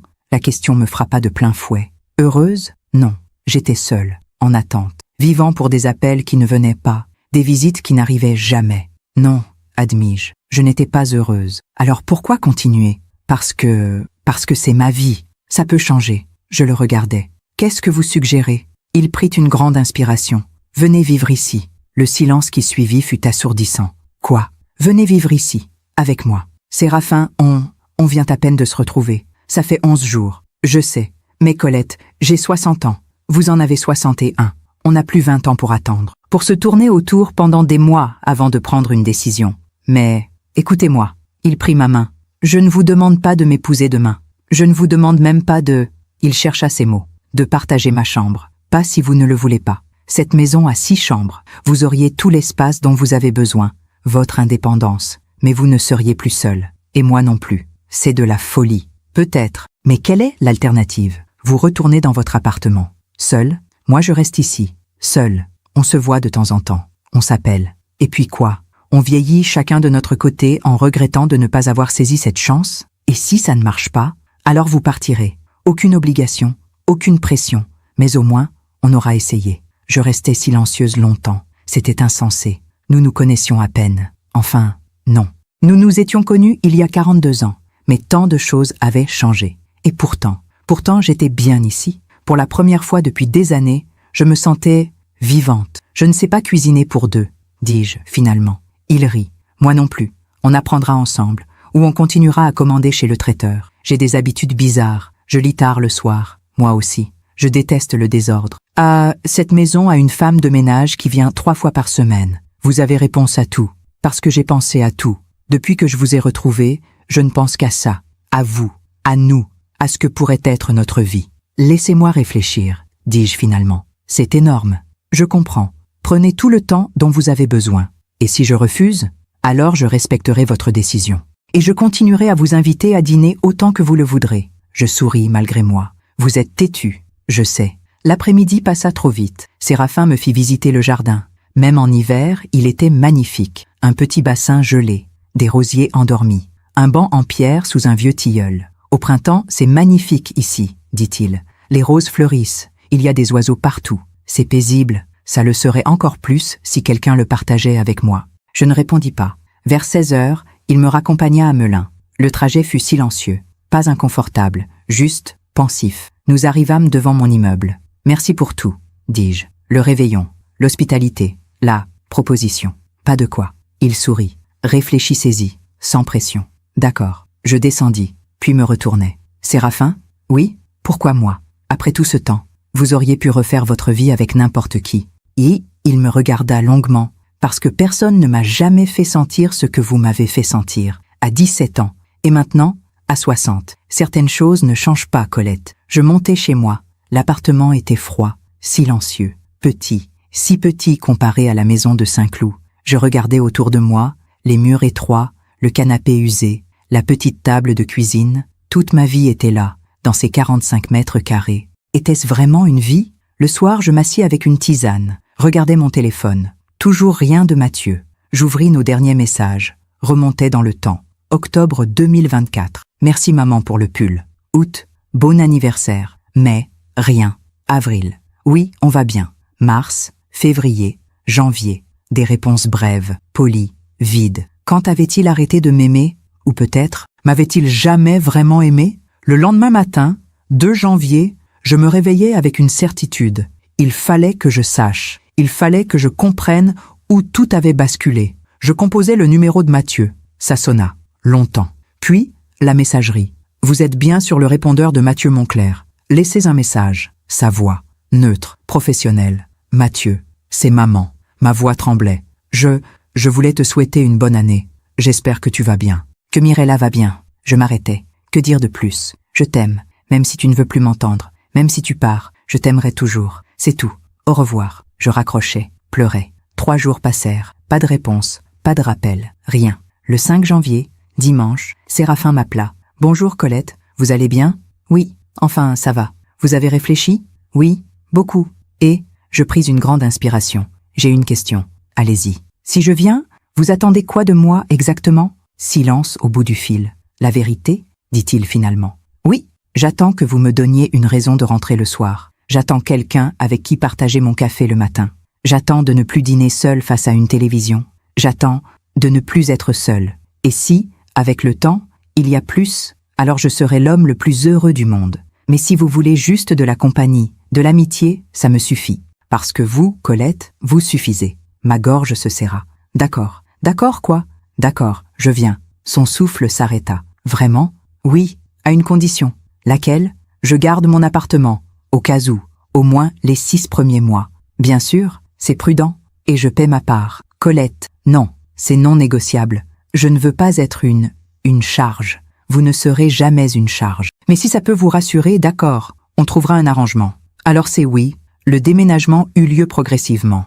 Je ne voulais pas tout quitter d'un coup. C'était trop brutal, trop définitif. Alors pendant 2 semaines, je fis des allers-retours entre Melun et Saint-Cloud. D'abord mes vêtements, puis mes livres, mes quelques objets personnels, photos, souvenirs. Séraphin m'avait donné la plus belle chambre d'amis. Celle avec vue sur le jardin, salle de bain privée, dressing spacieux. Si jamais vous voulez changer pour une autre chambre, n'hésitez pas, avait-il dit. Celle-ci est parfaite, parfait. Il avait souri. Faites comme chez vous, vraiment. Les premiers jours furent étranges. Je me réveillais désorienté, cherchais mes repères, puis me rappelais où j'étais. Séraphin partait travailler à 8 heures, rentrait vers 18 heures. Vous n'êtes pas obligé de m'attendre, disait-il. Mangez quand vous voulez. Mais j'attendais. Parce que manger seul dans cette grande maison me semblait encore plus triste que dans mon petit appartement. Le 15 janvier, un mercredi, je retournais à Melun chercher les dernières affaires. En entrant dans l'appartement, je fus frappé par le silence. Personne n'avait vécu ici depuis 2 semaines. Pourtant, tout était exactement comme je l'avais laissé. Le canapé, la table, les photos sur les murs, les photos de Mathieu. Je m'approchais lentement. Mathieu a 5 ans, à 10 ans, à 15 ans. Sur chaque photo, il souriait. Avais-je imaginé ce bonheur? Non. Il avait été heureux, j'en étais certaine. Alors quand avait-il commencé à me détester? Je décrochais les cadres un par un, les empilais dans un carton, puis je m'arrêtais. Devais-je vraiment les emporter à Saint-Cloud, exposer mon passé dans la maison de Séraphin, lui infliger la présence fantôme de mon fils?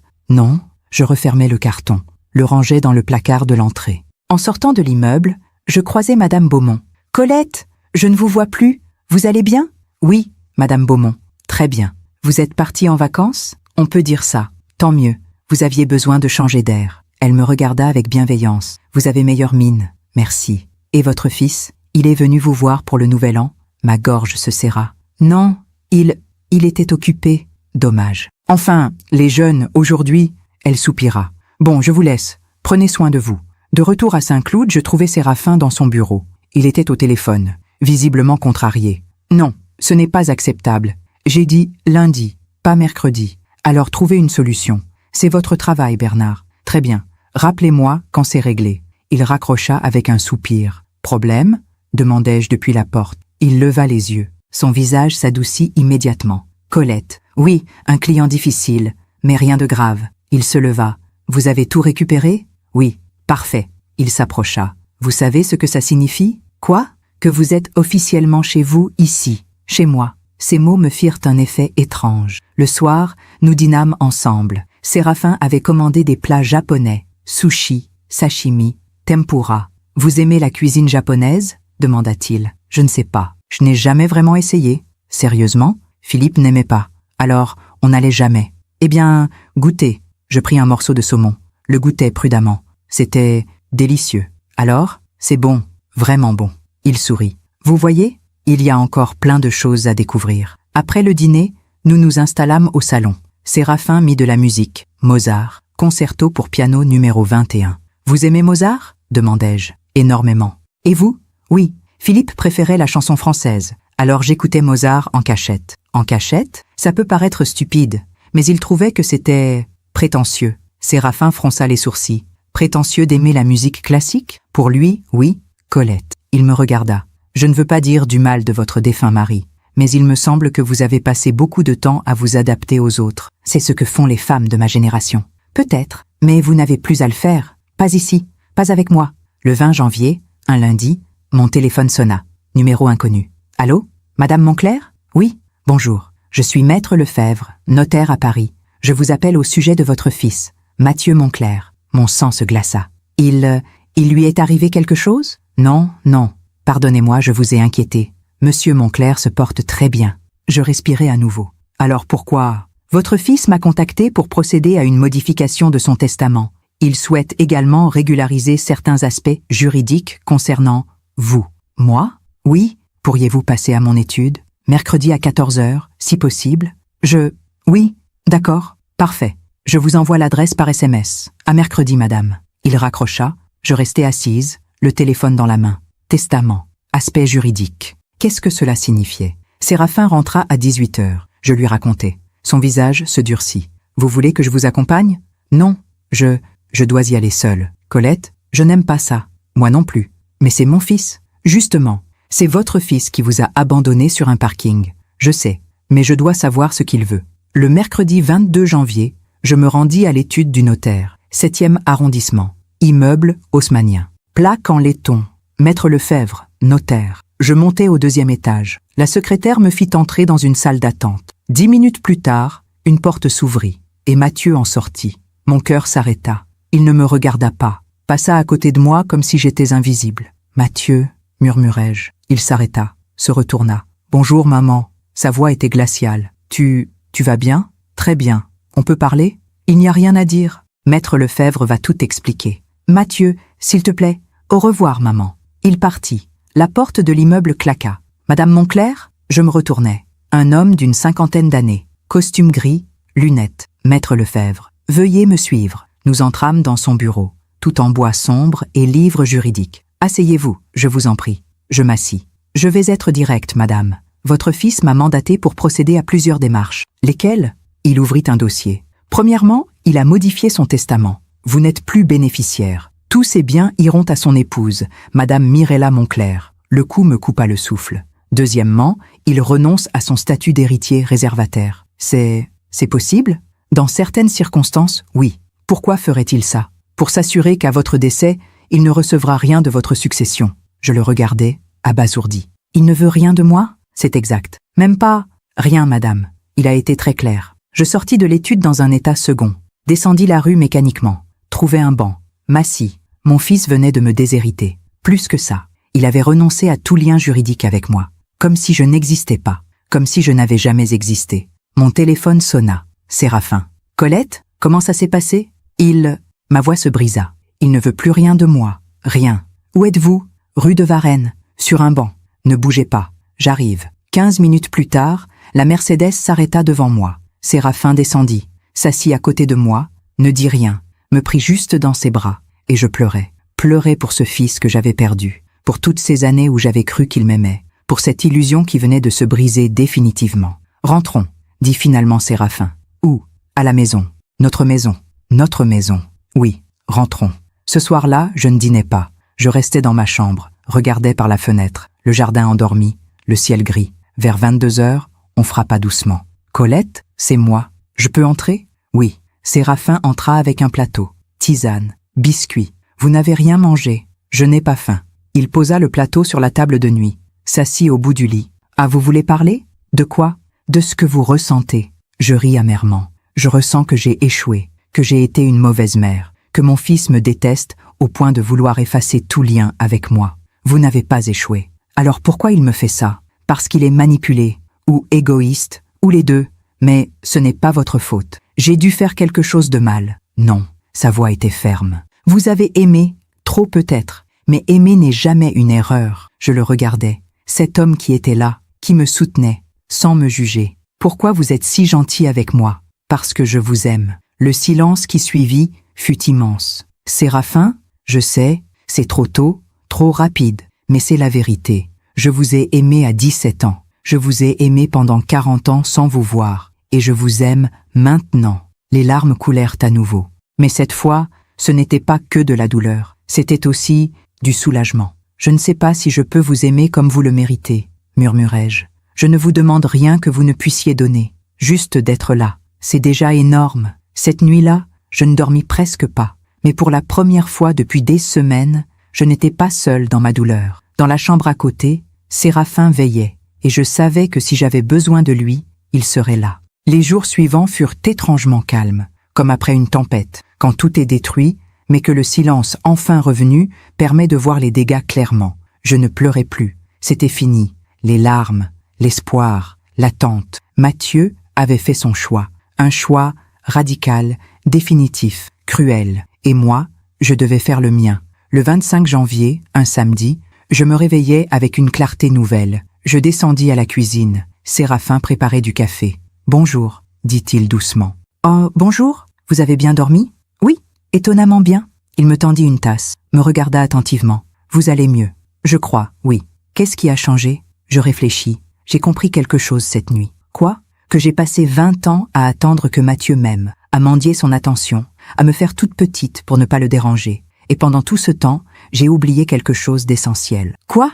Que je mérite d'être aimée, pas parce que je suis sa mère, mais parce que je suis quelqu'un. » Séraphin posa sa tasse, me prit la main. « Vous méritez tout l'amour du monde, Colette. » Ce jour-là, je pris une décision. Je veux fermer mon appartement de Melun. Séraphin leva les yeux de son journal. « Vous êtes sûr ? » « Oui, je n'ai plus besoin d'un plan de secours. Je suis ici, avec vous, et c'est là que je veux être. » Son visage s'illumina. « Dans ce cas, on y va ensemble. Vous ne devriez pas affronter ça seul. » Le lundi 27 janvier, nous retournâmes à Melun. Séraphin m'accompagna dans l'appartement. Il regarda autour de lui, les murs étroits, le plafond bas, le mobilier fatigué. « Vous avez vécu ici combien de temps ? » 15 ans, depuis la mort de Philippe. C'est petit, je n'avais pas besoin de plus. C'était juste moi. Il me regarda avec tristesse. « Plus maintenant. » Nous commençâmes à trier. Vêtements, livres, ustensiles de cuisine. « Qu'est-ce qu'on garde ?» demanda Séraphin. « Pas grand-chose. J'ai déjà pris l'essentiel. Le reste, je regardais autour de moi. Le reste peut partir. Vous êtes sûr ? Oui. » Nous remplîmes des cartons pour Emmaüs. Vêtements que je ne portais plus. Livres que je ne relirais jamais. Vaisselle dépareillée. Puis je tombai sur le carton du placard de l'entrée. Celui avec les photos de Mathieu. Je l'ouvris. Regardez les cadres. Mathieu enfant. Souriant, innocent. « Vous voulez les emporter ?» demanda doucement Séraphin. « Non. »« Vous voulez les jeter ?» ?»« Non plus. » Je refermai le carton, le remis dans le placard. « Je les laisse ici. Si jamais il change d'avis un jour, s'il veut les récupérer, elles seront là. Et s'il ne change jamais d'avis, alors elles resteront ici, témoins d'un passé qui n'existe plus. » Nous passâmes la journée à vider l'appartement. Vers 16 heures, tout était prêt. Je regardais une dernière fois. L'appartement vide, écho de mes pas, poussière dans la lumière de l'après-midi, 15 ans de ma vie, résumé à quelques cartons et un placard de souvenirs. « Vous avez des regrets ?» demanda Séraphin. « Non, des souvenirs, mais pas de regrets. » « C'est bien. » Le lendemain, mardi 28 janvier, je contactai le propriétaire. « Monsieur Garnier, c'est Colette Monclerc. »« Bonjour Madame Monclerc. Tout va bien ? » ?»« Oui. Je vous appelle pour vous prévenir que je quitte l'appartement. » Silence surpris. « Vous partez ? Pourquoi ? Vous avez un problème ? » ?»« Non. Aucun problème. Mais j'ai trouvé autre chose. Je vois. Vous souhaitez partir quand ? Le plus tôt possible. J'ai déjà vidé l'appartement. Eh bien, dans ce cas, fin février, ça vous laisse le temps de faire l'état des lieux. Parfait. Raccrocher me procura un sentiment étrange. Libération. Et aussi une pointe d'angoisse. Je coupais le dernier lien avec mon ancienne vie. Tout va bien ? demanda Séraphin qui m'observait depuis le salon. Oui, c'est fait. Je quitte l'appartement fin février. Il vint vers moi, me prit dans ses bras. Bienvenue vraiment à la maison, Colette. Le soir même, nous dînâmes en tête-à-tête. Séraphin avait cuisiné. Enfin, vraiment cuisiné cette fois. pas commandé chez le traiteur, bœuf bourguignon, pommes de terre fondantes, salade. C'est délicieux, dis-je, surprise. Merci. Je suis un peu rouillée, mais ça revient. Vous cuisinez souvent? Avant, oui, quand j'espérais encore avoir quelqu'un pour qui cuisiner, puis j'ai arrêté. Ça semblait triste de cuisiner pour moi tout seul. Eh bien, maintenant vous n'êtes plus tout seul. Il sourit. Non, je ne suis plus seul. Après le dîner, nous nous installâmes au salon. Feu dans la cheminée, musique douce, Chopin, nocturne. Colette, dit Séraphin après un long silence. Oui, il y a quelque chose que je veux vous demander, mais je ne veux pas vous brusquer. Mon cœur s'accéléra. Allez-y. Il prit ma main. Vous êtes heureuse ici? Oui, vraiment? Vous ne regrettez pas d'être venue? Pas une seconde. Alors, il chercha ses mots. J'aimerais que ce ne soit plus temporaire. Comment ça? J'aimerais que vous soyez vraiment chez vous ici. Pas juste une invitée. Pas juste une colocataire. Séraphin. Attendez. Laissez-moi finir. Il prit une grande inspiration. Je ne vous demande pas de m'épouser. Pas encore. Mais je veux que vous sachiez que je suis sérieux. Que ce n'est pas juste de la compagnie pour moi. C'est vous, la femme que j'ai aimée toute ma vie. Ma gorge se serra. Je ne sais pas si je peux vous donner ce que vous voulez. Qu'est-ce que je veux? Un amour complet, total, sans réserve. Je ne veux que ce que vous pouvez donner. Si c'est de l'amitié, très bien. Si c'est de la tendresse, parfait. Si un jour c'est plus, alors je serai l'homme le plus heureux. Mais je ne demande rien que vous ne puissiez offrir. Je le regardais longuement. Cet homme qui m'avait sauvé, qui m'avait accueilli, qui ne demandait rien. Vous savez ce qui est étrange? Quoi?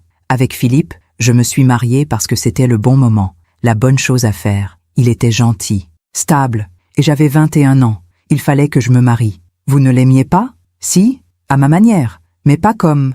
Je m'arrêtais. Pas comme quoi? Pas comme je vous ai aimé. Son souffle s'arrêta. À 17 ans? Oui, et peut-être aussi maintenant. Les larmes montèrent dans ses yeux. Vraiment? Je ne sais pas encore si c'est de l'amour ou juste de la reconnaissance, de la gratitude. Mais ce que je sais, c'est que quand je suis avec vous, je me sens entière pour la première fois depuis si longtemps. Il me prit dans ses bras. Ça me suffit largement. Cette nuit-là, nous restâmes longtemps devant la cheminée, parlant, silencieux parfois, simplement présents. Vers minuit, je montais me coucher. À la porte de ma chambre, Séraphin m'arrêta. Colette? Oui? Merci. De quoi? D'être là, d'être vous, de me donner une seconde chance. C'est moi qui vous remercie. Le 1er février, un samedi, Séraphin me surprit. Préparez-vous, on sort. Où? Surprise, nous montâmes dans la Mercedes, roulâmes vers Paris, puis il prit la direction du 5e arrondissement. Mon cœur bondit. Le Luxembourg? Il sourit. Oui, nous nous promenâmes dans le jardin. Même en hiver, il était magnifique. Arbres nus, allées désertes, silence paisible. Nous arrivâmes devant la fontaine Médicis. Le banc où nous nous asseyions à 17 ans était toujours là. Vous vous souvenez? Demanda Séraphin. Comment oublier? Nous nous assîmes, exactement comme 43 ans plus tôt. J'ai pensé à ce moment des milliers de fois, dit-il. À vous, à nous, à ce que nous aurions pu être. Et maintenant, je n'ai plus besoin de penser au passé, parce que vous êtes là, avec moi. Il prit ma main. Colette Rousseau devenue Montclair. Voulez-vous recommencer notre histoire? Recommencer? Oui, pas effacer le passé, mais construire un nouveau futur, ensemble. Je regardais nos mains entrelacées, puis son visage, ses yeux clairs pleins d'espoir. Oui, murmurai-je, je veux. Il se pencha, m'embrassa, doucement, tendrement. Un baiser qui effaça 40 ans de solitude. Un baiser qui promettait tout ce qui nous restait à vivre. Mars 2025. 2 mois s'étaient écoulés depuis mon emménagement à Saint-Cloud. La vie avait pris un rythme nouveau, paisible, presque heureux. Séraphin et moi partagions maintenant plus que la maison. Nous partagions les repas, les promenades, les soirées devant la cheminée, et depuis ce baiser au Luxembourg, nous partagions aussi une chambre. Pas tous les soirs, pas par obligation, mais par choix, par envie d'être proche. À 61 ans, je redécouvrais ce que c'était d'être désiré, aimé, choisi. Un mardi après-midi, début mars, Séraphin rentra plus tôt que d'habitude. Il avait une expression étrange. « Tout va bien ?» demandai-je. « Oui, mais j'ai quelque chose à te dire. Depuis quelques semaines, nous nous tutoyons.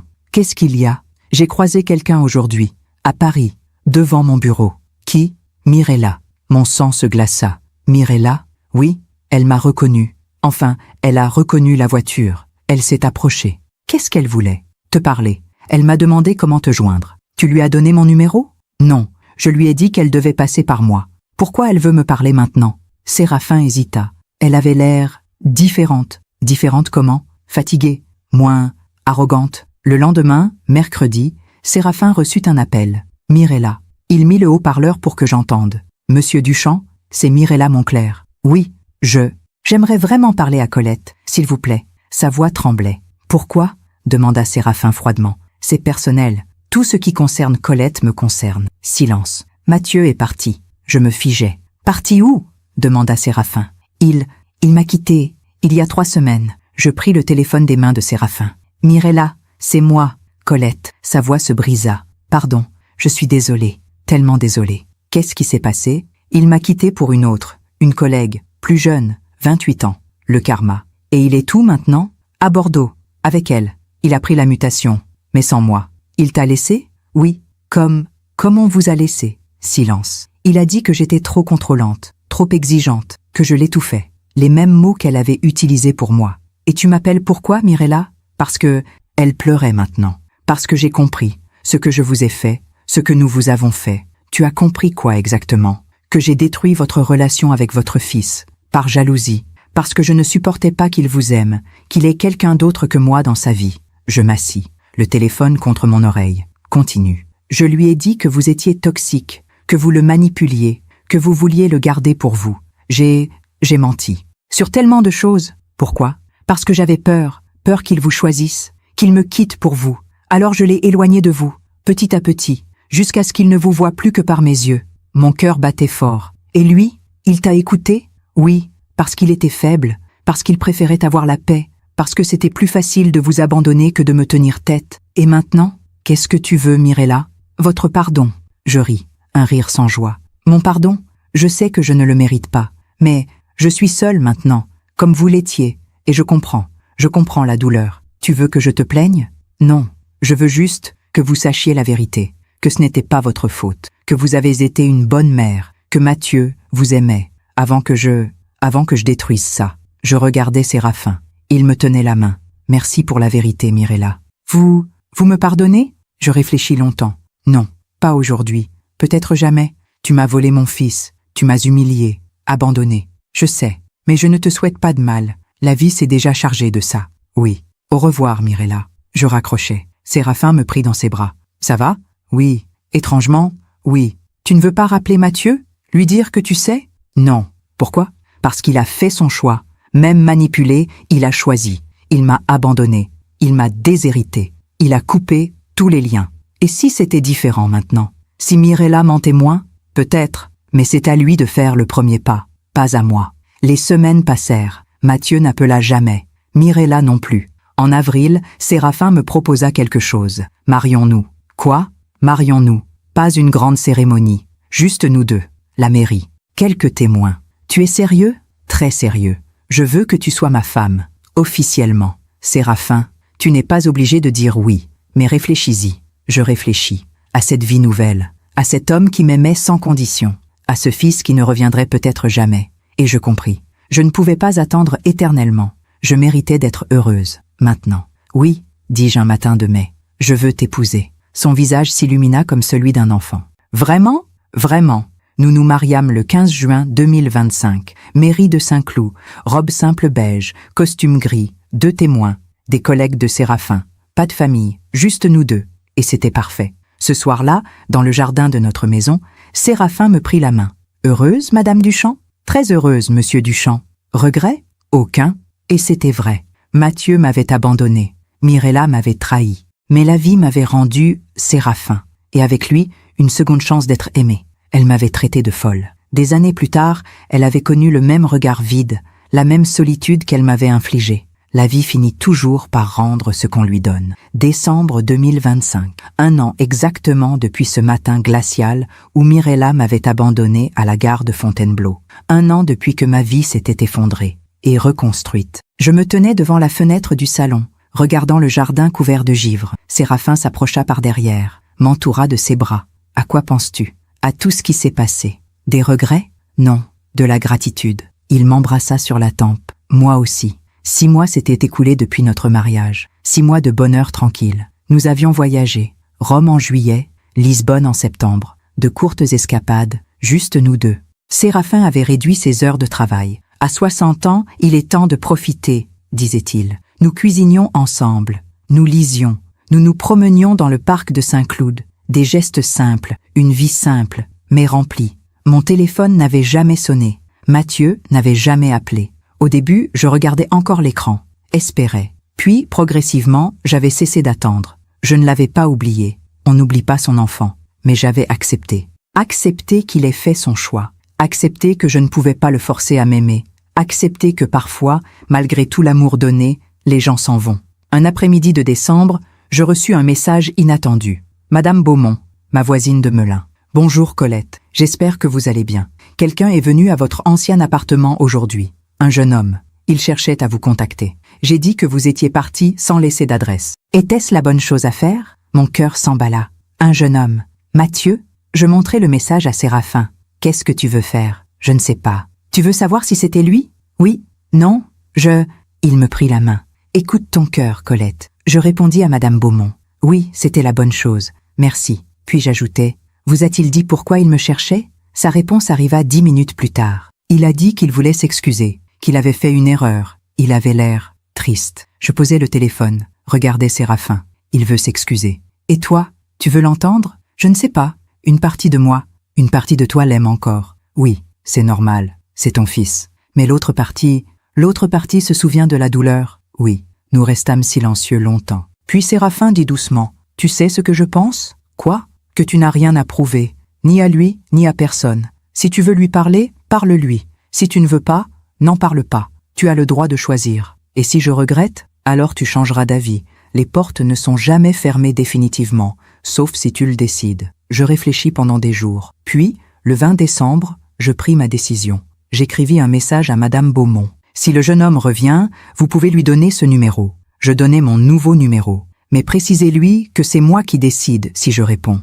Mathieu n'appela pas. Peut-être qu'il n'était jamais revenu. Peut-être qu'il avait changé d'avis. Peut-être que son regret n'était pas assez fort. Et étrangement, ça ne me faisait plus aussi mal. Le 24 décembre, réveillon de Noël, Séraphin et moi dînâmes chez nous. Dinde au marron, champagne, bûches glacées. Nous échangeâmes des cadeaux. Il m'offrit une édition ancienne de Colette, mon auteur préféré. Je lui offris une montre gravée, pour tout le temps qu'il nous reste. À minuit, nous sortîmes dans le jardin. Le ciel était dégagé, plein d'étoiles. « Joyeux Noël, ma chérie !» dit Séraphin. « Joyeux Noël !» Nous nous embrassâmes sous les étoiles, et je réalisais quelque chose. J'étais heureuse, vraiment heureuse, pas malgré ce qui s'était passé, mais peut-être à cause de ça. Parce que perdre Mathieu m'avait forcé à me retrouver, à me choisir, à accepter que je méritais l'amour. « Tu sais ce qui est étrange ?» dis-je. « Quoi ?» Je pensais que perdre mon fils serait la fin de ma vie, mais c'était le début. Le début de quoi? De moi, de la vraie Colette, celle qui n'attend plus, qui ne mendie plus, qui vit. Séraphin me serra contre lui. « Je suis fière de toi. Pourquoi? Parce que tu as survécu. Plus que ça, tu as fleuri. Grâce à toi. Non, grâce à toi. Moi, je n'ai fait qu'être là. Mais c'est toi qui as fait le chemin. Aujourd'hui, je vis dans cette belle maison de Saint-Cloud, avec un homme qui m'aime pour ce que je suis. Mon fils ne fait plus partie de ma vie. Peut-être qu'un jour il reviendra. Peut-être pas. J'ai appris à vivre avec cette incertitude. Mais si mon histoire aide, ne serait-ce qu'une femme à ouvrir les yeux, à comprendre qu'elle mérite mieux que la solitude et l'abandon, à réaliser qu'il n'est jamais trop tard pour recommencer, alors tout cela aura eu un sens. On nous apprend à être mère, à donner sans compter, mais personne ne nous apprend à nous choisir, à dire non, à partir, à recommencer. J'avais 61 ans quand j'ai appris. Ce n'est jamais trop tard. Merci de m'avoir écouté jusqu'au bout. Si cette histoire a touché votre cœur, abonnez-vous et activez la cloche pour entendre d'autres femmes qui ont transformé la douleur en sagesse. Chaque jour, une femme, une leçon de vie. Partagez cette histoire avec quelqu'un que vous aimez. Parfois, une histoire change toute une journée. Que Dieu vous bénisse et à très bientôt.